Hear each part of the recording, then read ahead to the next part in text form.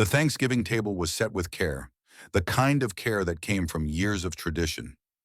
Golden brown turkey sat at the center, surrounded by sweet potato casserole, collard greens glistening with pot liquor, cornbread dressing, cranberry sauce, and three different kinds of pie cooling on the sideboard.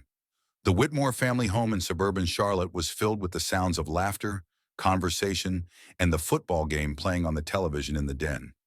32 people had gathered for the holiday, spanning 3 generations, all of them blissfully unaware that in exactly 17 minutes, everything they thought they knew about one of their own was about to shatter like glass hitting concrete.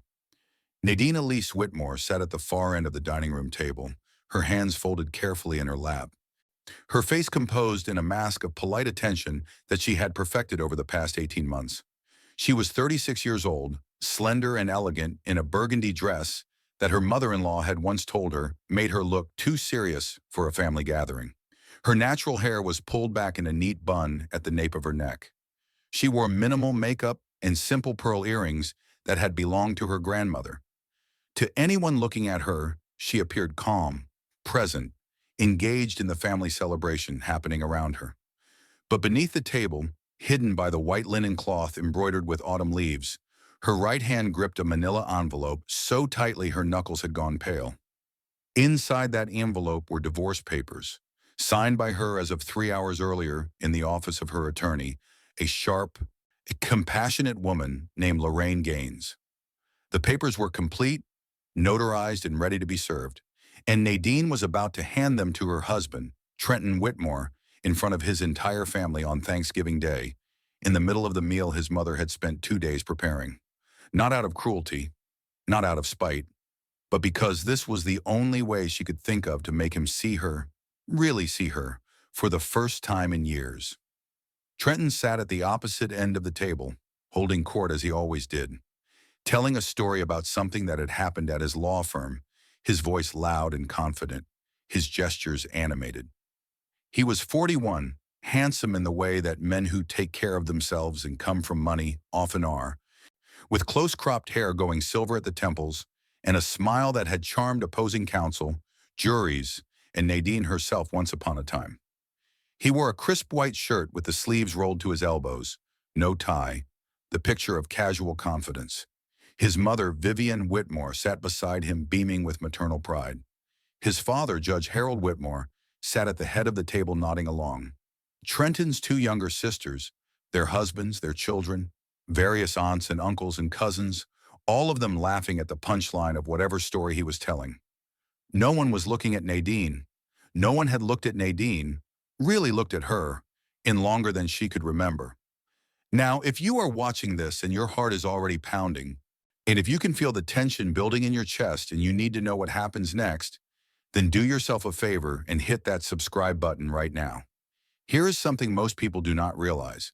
The vast majority of viewers who watch Philly Folktales videos have not subscribed to this channel. They watch, they feel every emotion, and then they disappear without joining the community. Do not be one of those people. This channel is built on stories that matter, stories that reflect real pain and real triumph. Subscribe right now and become part of that community.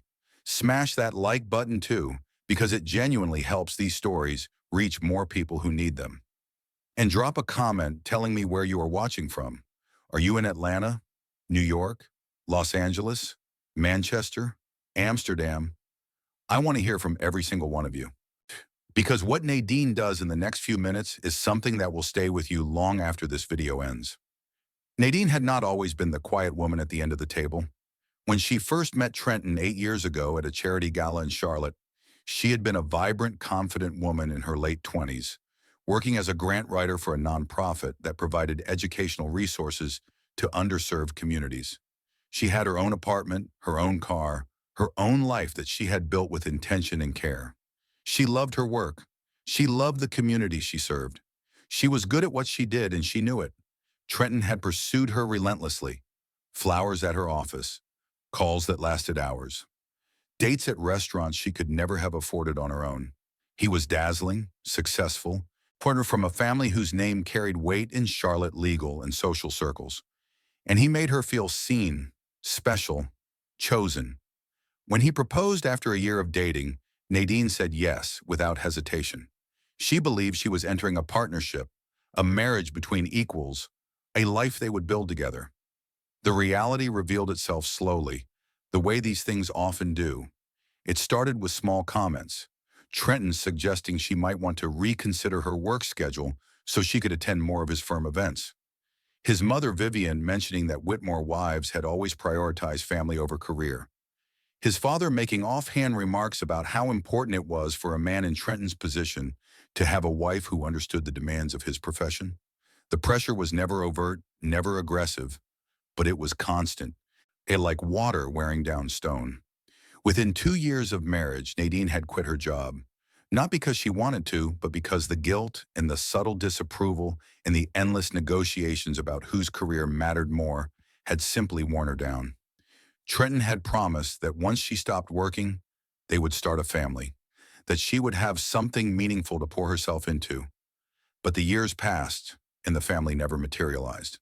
Tests revealed that Nadine had fertility challenges that would make natural conception difficult, though not impossible. Trenton's response had been to stop discussing it entirely, to bury himself deeper in work, to leave Nadine alone in a beautiful house, in a gated community with nothing to fill her days but charity luncheons and book clubs, and the endless, and suffocating awareness that she had given up everything she loved and received nothing in return. The final breaking point had come 6 months ago. Nadine had found emails on Trenton's laptop, left carelessly open on the kitchen counter. Emails to a woman named Simone, a junior associate at his firm. The correspondence went back over a year. It was not explicitly sexual, not in language, but the intimacy was unmistakable. The way he confided in this woman, the way he sought her opinion, the way he wrote to her with warmth and attention and genuine interest.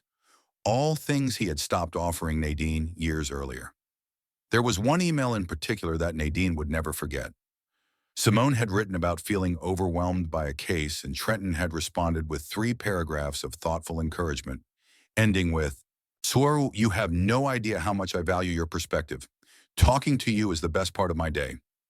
Nadine had sat at that kitchen counter and read those words over and over until they were burned into her brain. Talking to you is the best part of my day. She could not remember the last time Trenton had said anything remotely similar to her. She could not remember the last time he had asked about her day and waited for an answer.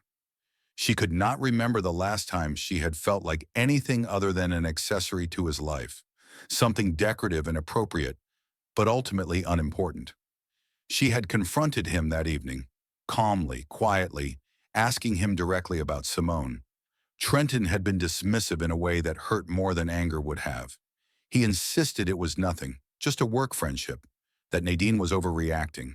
Supper, that she clearly had too much time on her hands if she was inventing problems where none existed.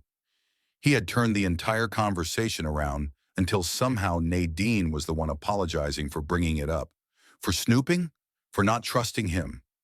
That night, lying in bed beside a man who had already fallen asleep as if nothing had happened, Nadine made a decision. She was done. Done apologizing for taking up space. Done making herself smaller to fit into a life that had never been designed with her happiness in mind. Done being invisible in her own marriage. She contacted Lorraine Gaines the next morning. Lorraine was a divorce attorney with a reputation for being both compassionate and ruthless when the situation called for it. Over the next 6 months, Nadine and Lorraine quietly built a case. North Carolina was an equitable distribution state, which meant marital assets would be divided fairly, though not necessarily equally. Trenton made significantly more than Nadine ever had, but Nadine had given up her career at his family's urging, which Lorraine argued entitled her to substantial support. More importantly, Nadine had kept meticulous records, emails, bank statements showing Trenton's expenditures on expensive dinners and gifts that Nadine had never received. Documentation of the emotional and financial imbalance in their marriage. By the time Thanksgiving arrived, everything was ready. The papers were signed. The settlement terms were fair and legally sound. All that remained was to serve them. And Nadine, who had spent 8 years being told by the Whitmore family that she was too sensitive, too dramatic, too emotional, Anna had decided that if they wanted drama, she would give them something they would never forget. Trenton's story wound down to applause and laughter. Vivian stood to start bringing out dessert, and various relatives began clearing plates. Nadine watched it all with a strange sense of detachment, as if she were observing the scene from very far away. She thought about all the Thanksgivings that had come before this one, all the times she had sat at this table feeling invisible, unheard, tolerated, but not treasured. All the times Trenton's family had made jokes at her expense, subtle digs about her quiet nature, her lack of children, her decision to stop working, as if that decision had been hers alone. She thought about her own family, her mother, Clarice, and a retired nurse who had raised Nadine and her brother in a small house in Durham with more love than money. Her father, Jerome, who had worked 2 jobs to send both his children to college, and who had walked Nadine down the aisle with tears in his eyes, believing she was marrying into a family that would cherish her the way he did. Her younger brother, Elijah, who had never liked Trenton, but had kept his mouth shut out of respect for Nadine's choice. They were not here today. Nadine had told them months ago that she would be spending Thanksgiving with the Whitmores, a lie she had maintained because she needed to do this alone, without the complication of her own family's protective presence. Vivian returned with the pecan pie, her favorite, the one she made from her grandmother's recipe and never let anyone else touch. She set it down with a flourish and smiled at the table. "Before we have dessert," she announced, "I want to say how grateful I am to have all of you here. Family is everything, and I thank God every day that Trenton found a woman willing to support him the way Nadine does." The comment landed exactly the way Vivian intended it to. A compliment wrapped around a subtle reminder that Nadine's role in this family was support, not partnership. A few people murmured agreement.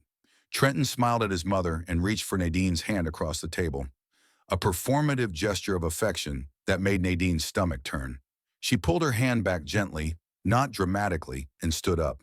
The movement was unexpected enough that the room quieted slightly. Everyone looked at her, some with mild curiosity, some with the faint annoyance of people whose rhythm has been interrupted. "Nadine?" Trenton said, his tone carrying a hint of warning. "Everything okay?" Nadine reached down and picked up the manila envelope from her lap. She walked slowly around the table, her heels clicking softly on the hardwood floor, until she stood directly beside Trenton's chair. She looked down at him, this man she had loved, this man who had slowly, methodically erased her from her own life, and she felt nothing but a strange, cold clarity. "I need you to sign something," she said quietly. Trenton frowned, reaching for the envelope. "What is this?" "Divorce papers," Nadine said. Her voice was calm, steady, clear enough for everyone in the room to hear. "I have already signed them. I need you to sign them too." The room went utterly silent. Not the polite silence of people pausing to listen, but the shocked, airless silence of people whose brains are struggling to process what they have just heard. Trenton stared at the envelope in his hands as if it were a snake that had just bitten him. Vivian's mouth fell open. Judge Whitmore set down his coffee cup with a sharp clink. Trenton's sisters exchanged wide-eyed glances. "You cannot be serious," Trenton said finally, his voice low and tight.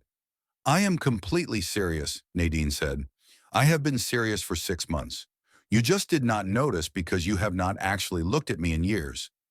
"Nadine, this is not the time," Vivian started, her voice sharp. "This is exactly the time," Nadine said, turning to face her mother-in-law. "This is Thanksgiving, a day about gratitude. And I am grateful, Vivian. I am grateful that I finally woke up and realized that I deserve more than being invisible in my own marriage. I am grateful that I stopped waiting for your son to see me as anything other than an accessory. And I am grateful that I had the courage to do something about it." Trenton stood abruptly, his chair scraping against the floor. "We are not doing this here," he said, his voice hard. "Not in front of my family." "Your family," Nadine repeated. "Exactly. Your family. Not our family. I have never been part of this family, Trenton. I have been tolerated. I have been judged. I have been found wanting in 1,000 small ways for 8 years. And you let it happen. You stood by and let your mother make comments about my career, my choices, my inability to give you children, and you said nothing. You did nothing. Because it was easier to let me be the problem than to stand up for me." "That is not fair," Trenton said. but there was no conviction in his voice. Fair? Nadine's voice rose slightly for the first time. You want to talk about fair? I gave up everything for this marriage, Trenton. My job, my independence, my sense of self. And what did I get in return? A husband who emotionally checked out years ago, and a family who treats me like I am lucky to be here. One of Trenton's aunts, a woman named Dorothy, spoke up from the middle of the table. Now, Nadine, I think you are being a bit dramatic. I am being honest, Nadine said, turning to face her. And if honesty sounds like drama to you, Aunt Dorothy, that tells me everything I need to know about why I have felt crazy for years. And I have been gaslit into believing that my feelings do not matter, that my needs are unreasonable, that I should be grateful for scraps of attention from a man who promised me partnership. She turned back to Trenton, who was still holding the envelope, his face a complicated mixture of shock, anger, and something that might have been shame. The papers are fair, Nadine said. My lawyer made sure of that. You keep the house. I am asking for a reasonable settlement based on what I gave up to support your career. And I am asking for alimony for 3 years while I rebuild the professional life I walked away from. It is all laid out clearly. You can have your lawyer review it, but I am not negotiating. I am done. Nadine, please, Trenton said, and for the first time there was something raw in his voice. Hey, can we at least talk about this privately? We have had 8 years to talk privately, Nadine said. You chose not to. You chose Simone instead. The name landed like a bomb. Several people gasped. Vivian's face went pale. Judge Whitmore leaned forward, his expression darkening. What is she talking about, Trenton? The judge asked, his voice carrying the full weight of his authority. Trenton's jaw tightened. It is not what she is implying. I am not implying anything, Nadine said. I am stating facts. Your son has been emotionally involved with a woman at his firm for over a year. I have the emails. They are attached to the settlement documents. And before anyone accuses me of being paranoid or dramatic, I suggest you read them yourselves. She reached into her purse and pulled out a folded stack of papers, printed emails, went and set them on the table beside the pie. Then she looked around the room one last time at all these people who had made her feel small, and she felt something she had not felt in years. Power, not over them, but over herself. I am leaving now, Nadine said. I will be staying with my mother in Durham while the divorce is finalized. Trenton, you have 30 days to respond to the papers.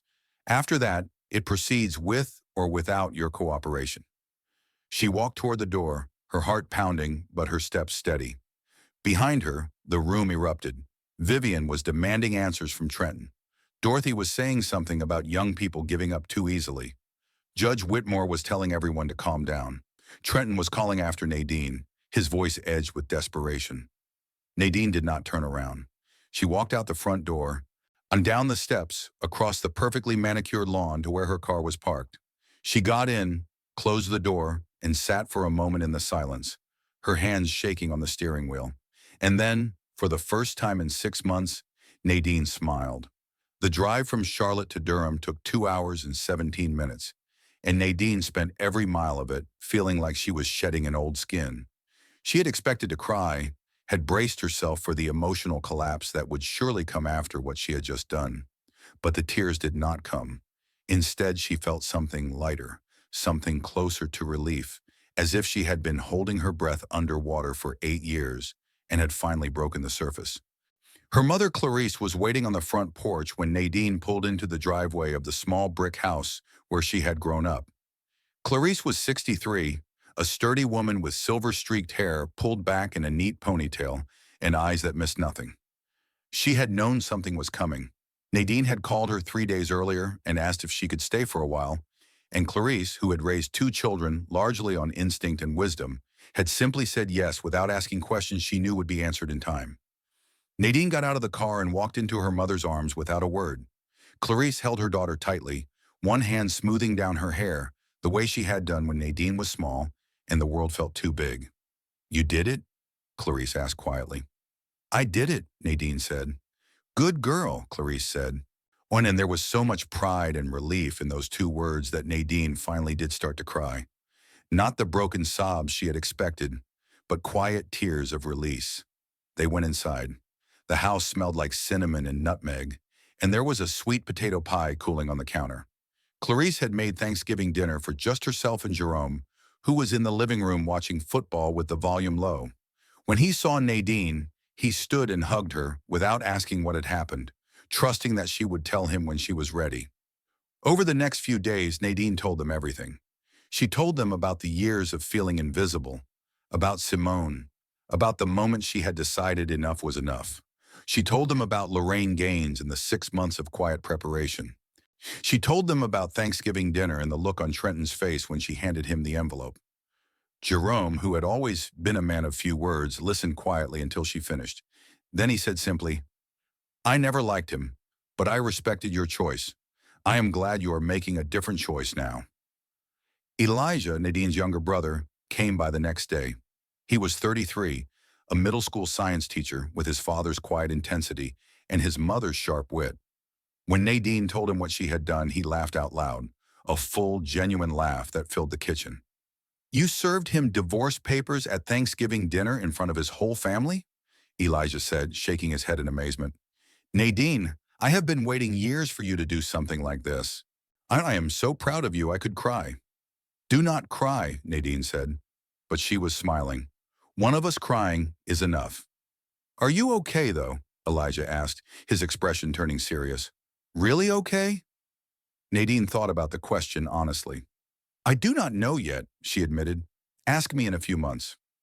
Trenton called 17 times in the first 3 days after Thanksgiving. Nadine did not answer. He left voicemails that ranged from angry to pleading to coldly professional. She deleted them without listening to more than a few seconds of each.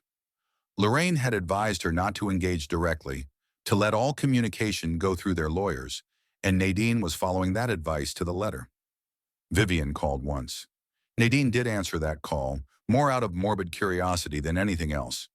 Vivian's voice was tight and controlled, the way it always was when she was furious but trying to maintain decorum. "Nadine, what you did was unforgivable," Vivian said.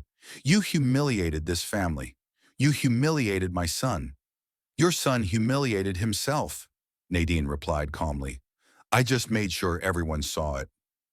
"You are being vindictive and cruel," Vivian continued. "This is not the woman I thought you were." "No," Nadine agreed. "I am not the woman you thought I was.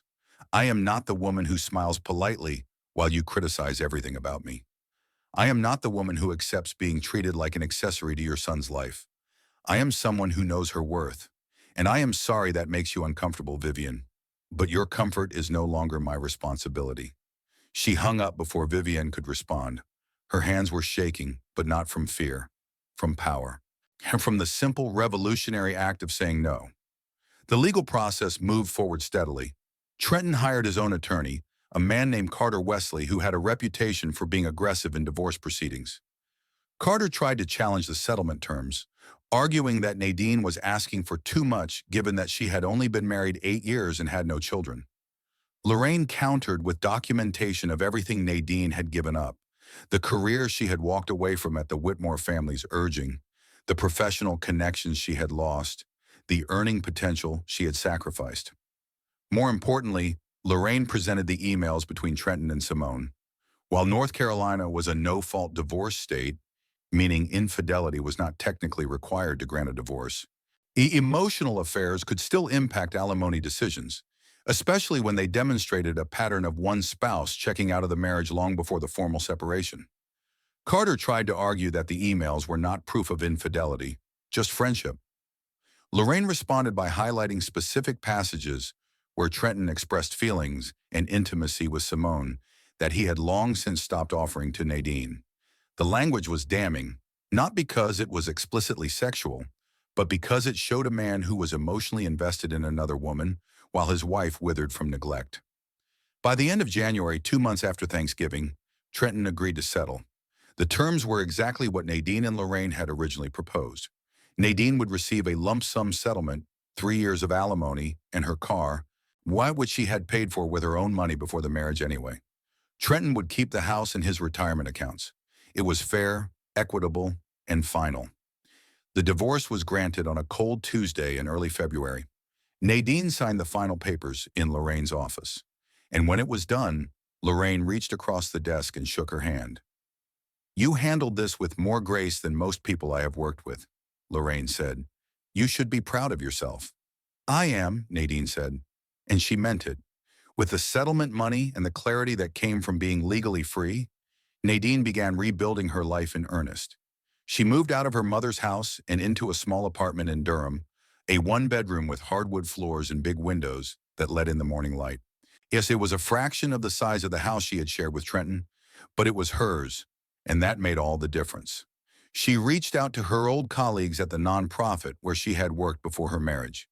The organization had grown significantly in the 8 years she had been gone, but the director, a woman named Felicia Owens, who had always believed in Nadine's work, welcomed her back enthusiastically.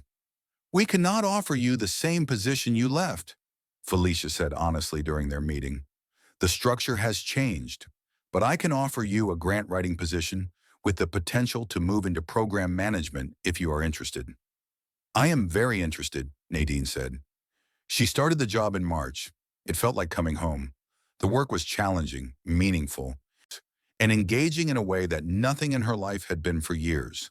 She worked with community leaders, educators, and families who were fighting every day for resources and opportunities.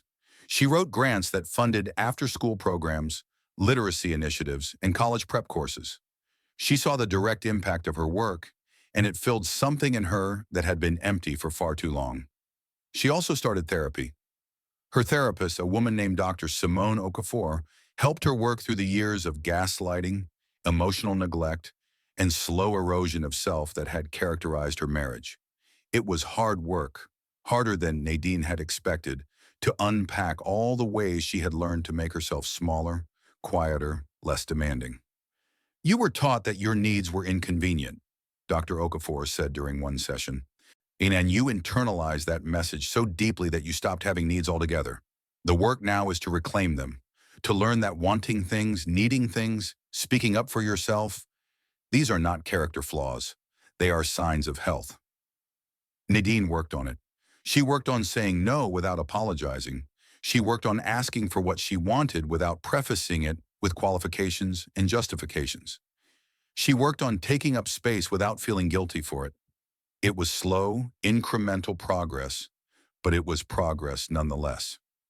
6 months after the divorce, Nadine went to a community fundraiser for the nonprofit where she worked. It was held at a gallery in downtown Durham, a casual evening with wine, art, and networking. Nadine wore a yellow dress that made her feel bold and alive.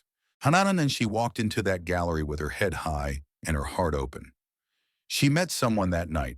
His name was Isaiah Kendrick Chambers.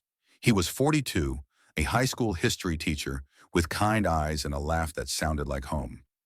They talked for 2 hours, standing in front of a painting neither of them was really looking at, about everything and nothing. Books, music, teaching, the challenges of working in underfunded communities, the importance of showing up even when the work felt impossible. Isaiah asked for her number. Nadine gave it to him. They went on their first date a week later, coffee and a walk through the gardens at Duke University. It was easy in a way Nadine had forgotten relationships could be. There was no performance, no second-guessing, no walking on eggshells. Isaiah listened when she spoke. He asked questions and waited for answers. He shared his own stories, his own struggles, his own dreams. I was married before too, he told her on their third date. It ended 5 years ago. No drama, just two people who realized they wanted different things. It hurt, but it was the right call. Do you regret it? Nadine asked. I regret the pain, Isaiah said, but I do not regret the ending, because the ending made space for something new, something better. They took things slowly. Nadine was in no rush, and Isaiah respected that. They built a friendship first, a foundation of genuine connection and mutual respect. Months passed before they became something more, and when they did, it felt like the most natural thing in the world. A year after she handed Trenton those divorce papers, Nadine was sitting on the porch of her mother's house, watching the sun set over the garden where she had played as a child. Clarice sat beside her in the rocking chair, sipping sweet tea, and Elijah was grilling in the backyard, laughing at something Jerome had said. You look happy, baby, Clarice said quietly. Nadine thought about it. Happy felt like too small a word for what she felt. She felt free. She felt whole.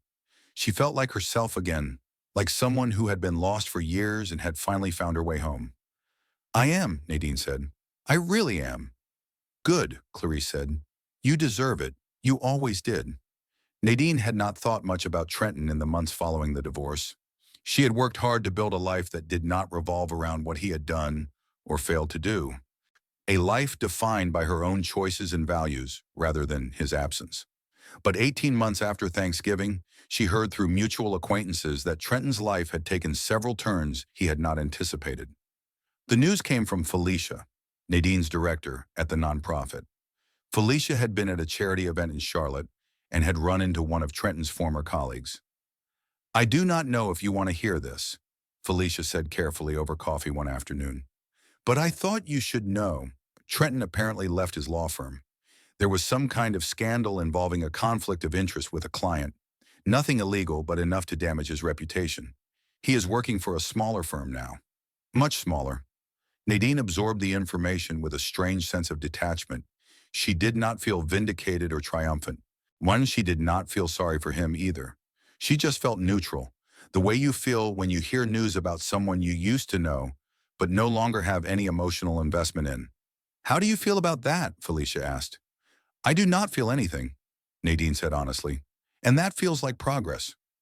What Felicia did not mention, because she did not know, was that the scandal had involved Simone. The conflict of interest had arisen when Trenton represented a client in a case where Simone had a personal connection, and Trenton had failed to disclose it. The firm had handled it quietly, but the damage to Trenton's standing was significant, and Simone, who had been so central to Trenton's emotional world, had left the firm entirely shortly after the incident, reportedly to take a position in another state. More Trenton had lost the woman he had emotionally invested in, the career trajectory he had worked so hard to build, and the family support he had taken for granted. Vivian and Judge Whitmore, while not cutting him off entirely, had made it clear that they were deeply disappointed in how he had handled his marriage and the subsequent fallout. The Whitmore family reputation, which they guarded fiercely, had taken a hit, and they blamed Trenton for it. Karma, it seemed, had come for Trenton Whitmore, not with a dramatic crash, but with a slow, steady erosion of everything he had once considered secure. Nadine, meanwhile, was thriving. 2 years after the divorce, she was promoted to Director of Development at the nonprofit, overseeing all grant writing and fundraising efforts. Her work brought in over $2 million in funding that year alone, funding that went directly to programs serving children and families in underserved communities across North Carolina. She was respected, valued, and genuinely happy in her professional life. Her relationship with Isaiah deepened into something solid and lasting. They moved in together after dating for a year and a half, not rushing, but building something intentional and real. Isaiah proposed on a quiet Sunday morning in their kitchen, with no grand gestures or public spectacles, just a simple, heartfelt question while they were making breakfast. I love you, he said, and I want to build a life with you. Will you marry me? Nadine said yes without hesitation, but this time the yes felt different. It felt like a choice made from a place of wholeness rather than a need to be chosen. She was not looking for someone to complete her. She was looking for someone to walk beside her, and Isaiah was that person. They married in a small, intimate ceremony in the garden behind Clarice and Jerome's house. 30 people attended, all of them people who genuinely loved and supported them. No grand venue, no elaborate reception, just good food, good music, and good people. Nadine wore a simple white dress and flowers in her hair, and when she looked at Isaiah standing under the arbor Elijah had built, she felt nothing but peace. 3 years after the Thanksgiving that changed everything, Nadine received an unexpected email. It was from Vivian Whitmore. The subject line read simply, "An apology long overdue." Nadine stared at it for several minutes before opening it. When she did, she read it slowly, carefully, multiple times. Dear Nadine, it began, I have thought many times over the past few years about reaching out to you, and each time I have talked myself out of it, believing that you would not want to hear from me and that you had every right to that boundary. But my therapist, yes, I am in therapy now, has encouraged me to take accountability for the ways I contributed to your pain. regardless of whether you choose to respond or forgive. I was wrong. I was wrong about so many things. I treated you as if you were an accessory to my son's life rather than a whole person deserving of respect and consideration. I made dismissive comments about your choices, your career, your inability to have children, and I did it under the guise of family tradition and expectations when really it was just cruelty dressed up as concern. I enabled Trenton's behavior by never holding him accountable for how he treated you. I prioritized my family's reputation over your dignity and well-being, and I am deeply, truly sorry. I do not expect you to forgive me. I do not expect a response. But I needed you to know that I see now what I could not or would not see then. You deserve so much better than what we gave you, and I hope you have found it. With sincere regret, Vivian. Nadine sat with the email for a long time. She showed it to Isaiah, who read it and then looked at her with his steady, patient gaze. "What do you want to do?" he asked. "I do not know," Nadine admitted. "Part of me wants to ignore it. Part of me wants to respond. I am not sure what serves me best."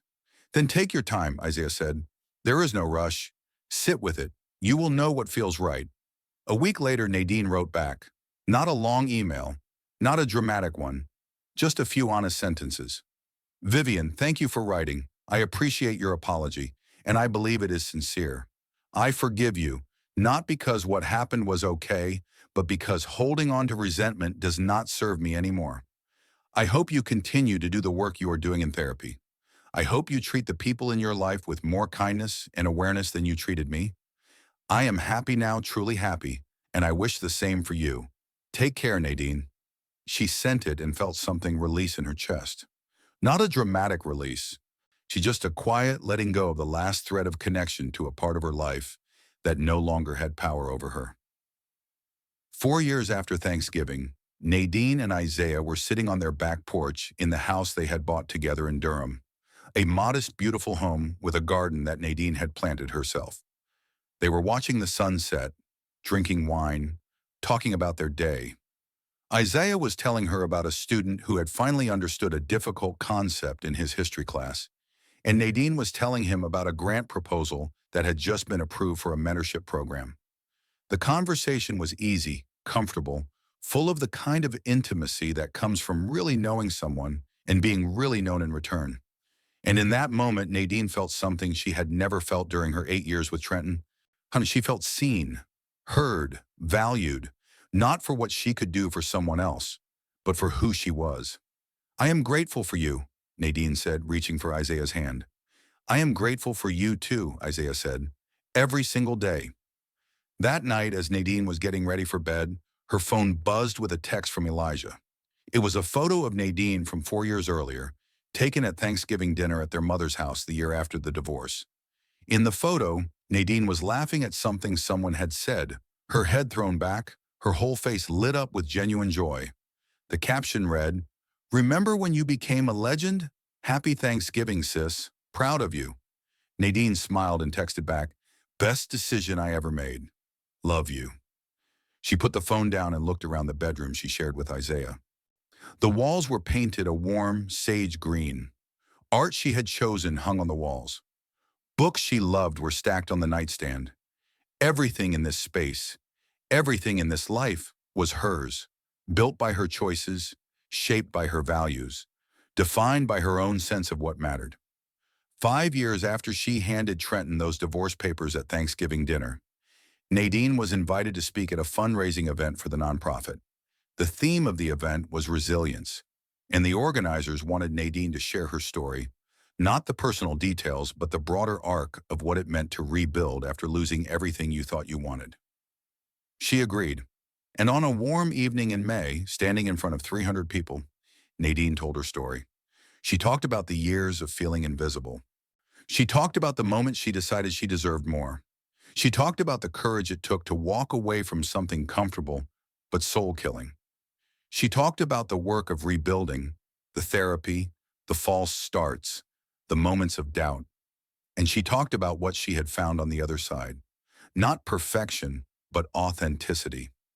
Not a fairy tale, but a real life, built on honesty and mutual respect and genuine connection. When she finished, the room erupted in applause. Several women came up to her afterward, with tears in their eyes, telling her their own stories of marriages that had made them feel small, of moments when they had chosen to walk away, of the fear and freedom that came with that choice. One woman, close to Nadine's age, gripped her hand tightly and said, "You gave me permission to leave. I have been trying to find the courage for 2 years, and hearing you tonight, I think I finally can." "You already have the courage," Nadine told her. "You just have to trust it." Nadine drove home that night feeling full, not with pride exactly, though there was some of that, but with a deep sense of purpose. Her pain had not been wasted. Her story had not been for nothing, and the life she had built from the ashes of her marriage was not just good for her. It was proof for other women that starting over was possible, that choosing yourself was not selfish, that there was life, real abundant, beautiful life, on the other side of the hardest decision you could make. When she got home, Isaiah was waiting up for her, a cup of tea already made and sitting on the kitchen counter. "How did it go?" he asked. "It went well," Nadine said. Really well." "I am proud of you," Isaiah said, pulling her into a hug. "I am proud of me too," Nadine said, and she meant it with her whole heart. 7 years after Thanksgiving, Nadine ran into Trenton by accident. She was at a conference in Charlotte for nonprofit leaders, and he was there representing his firm, which apparently did some pro bono work with community organizations. They saw each other across the lobby, and for a moment, they both froze. Then Trenton walked over. He looked older, the silver at his temples more pronounced, lines around his eyes that had not been there before. But he also looked different in a way that was harder to define. Softer, maybe, less certain. "Nadine," he said, "can we talk for a minute?" She hesitated, then nodded. They found a quiet corner away from the crowd. "I just want to say," Trenton began, his voice careful, "that I am sorry for everything. I have spent a lot of time in therapy trying to understand why I did what I did, and I still do not have a good answer, except that I was selfish and scared, and too much of a coward to be honest with you or with myself. You deserved so much better." Nadine looked at him and felt, for the first time, genuine compassion. Not pity, compassion. He was a man who had lost a lot, learned hard lessons, and was trying, however imperfectly, to be better. "I appreciate that," she said, "and I believe you. I forgave you a long time ago, Trenton, not because you asked for it, but because I needed to let it go." "Are you happy?" he asked. "I am," Nadine said. "Very happy. Are you?" He thought about it. "I am working on it," he said. "I am not there yet. But I am working on it." They talked for a few more minutes, not about the past, but about their work, about the conference, about the strange small world of Charlotte nonprofits and community service. And when they parted ways, Nadine felt nothing but peace. She texted Isaiah on her way back to her hotel. "Ran into Trenton. It was fine. I am fine. I will tell you about it when I get home." His response was immediate. "Take all the time you need. I love you." "I love you too," she texted back, and she smiled. Nadine's story did not end with dramatic revenge or public humiliation, though it began that way on a Thanksgiving years ago. It ended with something quieter and more powerful. A woman who had been made invisible becoming fully, vibrantly, unapologetically seen.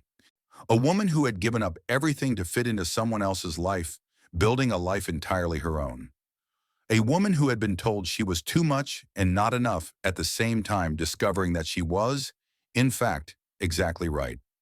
She was Nadine Elise Chambers now, wife to Isaiah, director of development at an organization changing lives, daughter, sister, friend, survivor, thriver. And every single day she woke up in a life she had built from scratch, and she was grateful. Not grateful for the pain, but grateful for what the pain had taught her, that she was stronger than she knew, that she deserved more than she had settled for, and that the bravest thing a person could do was not stay in something broken out of fear, but walk away from it in faith that something better was waiting on the other side. And it was. It always had been. She just had to be brave enough to reach for it.